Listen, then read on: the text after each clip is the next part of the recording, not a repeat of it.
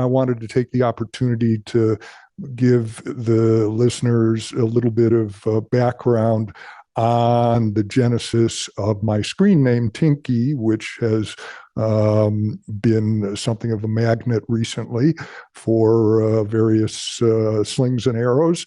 And unbeknownst to probably a lot of people, well, I would say probably a very high percentage of the people who have been exposed to me recently, my work on Twitter recently, it's a screen name that I have used for about 20 years now. And the genesis had nothing to do with a famous cartoon character, but in fact, is the result of a relationship I had with a couple who happens to be in the industry.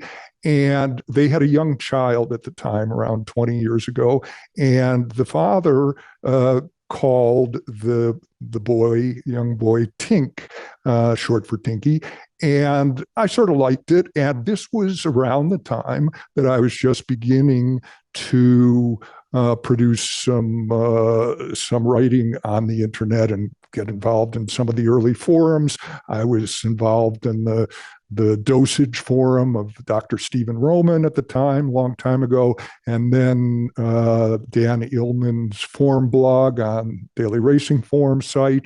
So I have been Tinky, so to speak, for a very long time. And that's a segue to the bigger point, which is that there has been an extraordinary amount of ad hominem attacks in the wake of our first broadcast. And because I've been doing this for 20 years, that sort of thing is nothing new to me. I mean, it might be new in terms of scale because I'm reaching more people now on Twitter than I did on the Discuss system that I was using with Dan Illman or with Ray Pollock, where I became fairly well known for a while. So yes, the numbers are much bigger, but the essence of those kind of attacks is always the same. And although I have repeated this a number of times, well, more than that, over the years, I'm going to do it once on this podcast, just in case there are some people out there who aren't aware of these facts. If someone launches an ad hominem attack, in other words, they're attacking the person rather than the substance of what they're saying or writing, it really is far more revealing about the person who launches the attack than the person who's receiving the attack. And what it almost invariably represents is an unwillingness or inability on the part of the attacker to deal with the substance of the post or what was said in the podcast or the response. And there's no good excuse for it. If these people disagree with things that I say, and they obviously do, then the classy way and the effective way to express their differences with my opinions and my views would be to attempt to rebut them, to explain why they disagree, why they think I'm wrong about something. And the fact that the vast majority of them never do that, all they do is complain about the fact that I'm anonymous and so on and so forth, that tells you really all you need to know. Now, one other point before we move on to much more interesting business, and that is that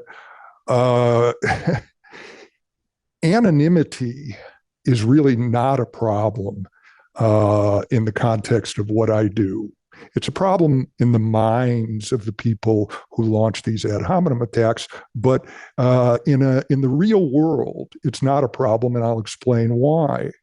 It's because unless I make a claim to some sort of special knowledge, then it really doesn't matter what my true identity is. What I mean by special knowledge is, look, if I were to say trainer X is a cheater, and I know this because I saw him injecting his horse with EPO one day.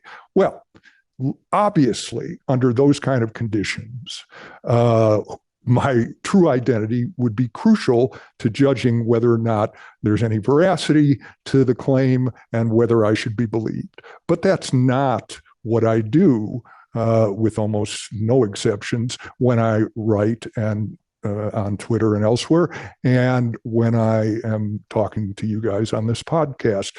I'm giving fact-based opinions and making assertions, and it's all derived from publicly available information. Yes, I have long experience in the game as a professional, and that informs my opinions, but I'm not claiming special knowledge.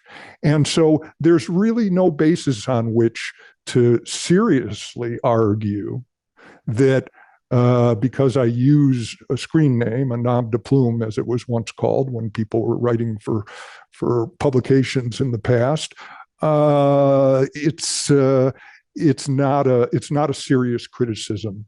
It wouldn't matter who I am. So I wanted to get that out of the way as well, and hopefully some people will get the message. And even though many others won't, at least those who do listen to these podcasts or read my writing online will understand why it is not a problem for me. They can throw the rocks whenever they want, but it really reflects poorly on them, and I'm not concerned about it at all. Right. Absolutely. And Tinky, if it makes you feel any better, people throw rocks at Joe because he doesn't own horses. People throw rocks at me because I've never trained a horse. I mean, it almost doesn't matter. It doesn't matter if they don't like the message. People are going to find a reason to attack you personally, whether it's because you're behind a screen name or what have you. But one of the things that I just want to verify is that you're not currently incarcerated, nor are you a member of PETA. That is true. Yeah, that's one of, I guess you could say, one of the benefits of the tweet storm or frenzy that appeared after Mike Rapoli decided to throw in his 2 cents, and that is that we got to see some real extremes. I mean, for many months or years, the speculation about my true identity has revolved mainly around, I'm Ray Pollock, or I am Barry Irwin of Team Valor. And of course, neither one of those are true. And anyone who's really paying attention would know that.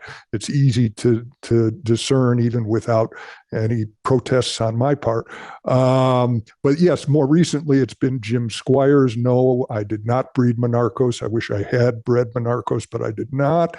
And now, yes, Jason Service, and we're getting some other pretty wild. Well, Andy Byer, I understand that was our fault, but but yeah, hopefully we can get past all of this and focus on the people who are interested in what we actually have to say and who want to engage in serious discourse, rather than those who are either frightened by what we have to say or are poorly equipped to debate these matters.